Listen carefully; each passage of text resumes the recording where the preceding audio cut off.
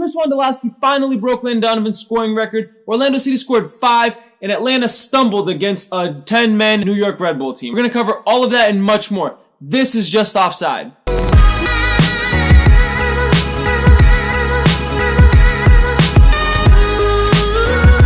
Hey, what is up? Welcome to Just Offside, the weekly MLS show. We take your comments and talk about them. My name is Louie. No Mikey this week as he is off doing some shrooms in Colorado. I'm just playing. He's away for about a week, but he'll be back soon and I'm sure we're all going to miss him very, very much. If you're new here, this is Trebl and we are a channel for Americans who love soccer by Americans who love soccer. So if you're an American who loves soccer, come over here and hit that subscribe button because we release this show every single week along with weekly videos about American soccer. But before we get into this week's action, let's get to your comments or comment from last week. Brad Jr. 10 says, Atlanta United is hot, but I think their schedule is going to catch up with them. They travel a lot and play quite a few games soon. And wow, man, you seem to be the one with the crystal ball because lately your comments, Brad, have been kind of spot on. You've been being able to predict it pretty well. Make sure you're leaving your comments down below so that we can feature you in next week's episode. But alright, let's jump into this week's action. A round of applause for Chris Wondolowski, who finally broke Landon Donovan's scoring record. Woo! Yeah! Let's go! Wando scored 4 to utterly humiliate the Chicago Fire.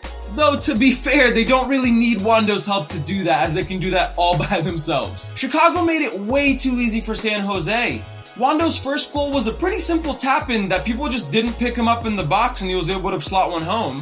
And then when Chicago had a chance to capitalize to level the scoring, they completely whiffed it. And then the Chicago keeper just simply gifted Wando the goal that would break Landon Donovan's record when he just basically dropped the ball that he caught. And Wando pounced on it to score a second of the game. Wando would then go on to score 2 more goals, but quite frankly, all 4 goals were off of really bad Chicago mistakes. Like, good on Wando for finally breaking that record and scoring 4 goals in a match. The guy is absolutely the man of the weekend, but you do gotta take it with a little bit of a grain of salt. And so while I commend San Jose and Wando, and I'm really happy for him, it's got me thinking, does it really matter that he broke Landon Donovan's record? Because, like, yes, he did surpass Landon Donovan, but that doesn't change how people are going to remember Landon Donovan at all. He's still going to be the bigger U.S. soccer figure. Donovan's contributed so much more overall to American soccer. Like, I get all the hype, but I don't think anyone's ever going to argue that Wando was a better player than Landon Donovan. So at the end of the day, it's got me thinking, does it really matter? Well, let me know, guys. Am I thinking too much into this? Should we celebrate each player individually for their own merits? Let me know what you guys think. The New York Red Bull hosted a resurging Atlanta United side that had gone undefeated in 5 games and hadn't even let up a goal. And things got off to a rocky start for the New York Red Bull as they were down to 10 men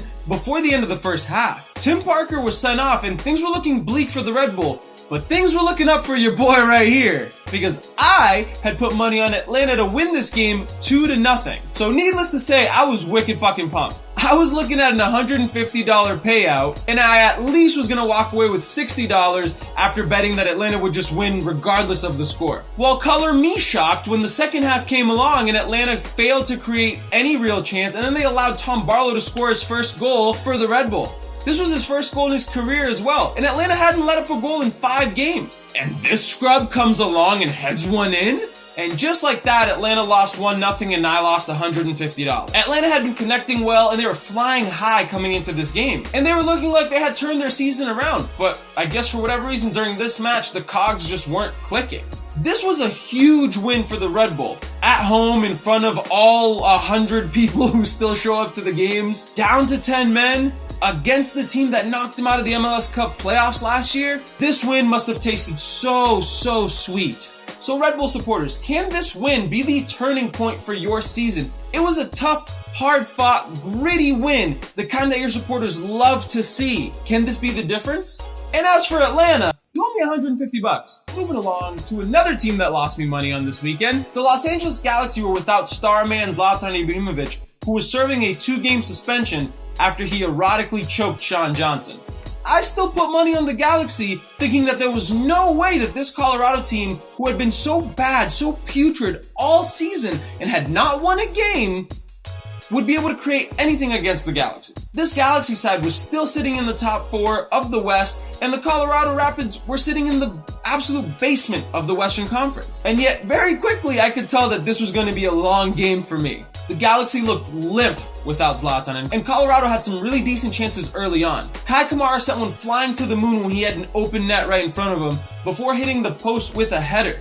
Finally, really late on into the game, Kai Kamara had a shot saved by the goalkeeper, only for it to fall to Shin Yoshiki to score and give 3 points to the Crapids and their first win of the season. And also made me lose out on 60 cents. Hey, money's money. LA Galaxy supporters, my question to you is, are you too dependent on Zlatan Ibrahimovic? What happens if he gets hurt or suspended again? Is that the end of your season? Is that game over? Houston Dynamo, who are unbeaten at home this season, hosted the high-flying Eagles of DC United. And while Houston almost got on the score sheet early, it was Wayne Rooney who broke the deadlock after he popped up in the right place at the right time to finish off from a very beautiful low cross. It was an exquisite counterattack by DC United against the run of play, as Houston seemed to be the team most likely to score at that time. Memo Rodriguez, unfazed by the counterattacking brilliance of DC United, took it all himself and scored one hell of a solo goal after he dribbled by 2 defenders and then sent the ball flying into Bill Hamid's lower corner. Bill Hamid didn't know what hit him. Houston would then double their lead through Tommy McNamara, who met a cross to break his own scoring drought. Any hope of a DC comeback was very short-lived after Paul Arriola was sent off for stomping on some dude's chest. Houston remained undefeated at home, and DC United dropped some big old pointos. The team that was tied with DC United at the top of the Eastern Conference standings hosted Seattle Sounders for a tight contest where both clubs were undefeated in the previous 5 games. Both clubs would then become undefeated for 6 games, as neither side could really break the other side down, and they split the points in Philadelphia. Philly couldn't capitalize on the drop points by DC, and they still remain level with DC. 2 sides not doing so hot met in Kansas City, as Sporting Kansas City, who had been without a win in 6 games and are basically pulling ball boys to make up players on their bench because of their injury crisis, faced off against Vancouver, who had just been coming off of a home loss to Atlanta in the midweek. Christian Namath was in a good spot to score his 7th of the season and give SKC the lead, and all signs were pointing for it being Namath's day. That is, until he recklessly slid studs up to try and win a ball that he was never going to get, and got a straight red for it. That was a dirty fucking tackle. Had he been even a couple inches higher up near Felipe's knee, he would have been done for. Those are the kind of tackles that end careers. That is only Namath's 2nd sending off in his MLS career, but that one was just awful, man. But despite being down a man, SKC looked like they were going to do just fine, and almost scored a 2nd through Kellen Rowe. I miss you so much, Kellen. Come back to the Revs. Vancouver would then go down to 10 men themselves after they had used all 3 substitutes and had an injury. But for whatever reason, that seemed to have worked, as Derek Cornelius popped up in the middle of the box and sent home a beautiful volley to smash one into the back of the net to level things up for Vancouver. SKC are now without a win in almost 2 months. SKC supporters, what needs to change? Is it the injuries that is really piling up? How can things get better? What do you think is the right way of going about it? But moving along, RSL hosted a Toronto team that has played 5 games in 15 days. I'm sorry, what? MLS, what is wrong with you? Why is Toronto playing 5 games in basically 2 weeks? This is unheard of anywhere else. That is a game every 3 days. That is not enough recovery time. You ever heard of fatigue? And also, why are there so many midweek games this year? I swear, this is the kind of shit that is holding MLS back. I don't care if you have to take a mid-season break for God knows what reason, the Gold Cup, whatever, friendlies, I don't care. That's on you and your shitty schedulers. But you're making your own team suffer because of your scheduling problems. But alright.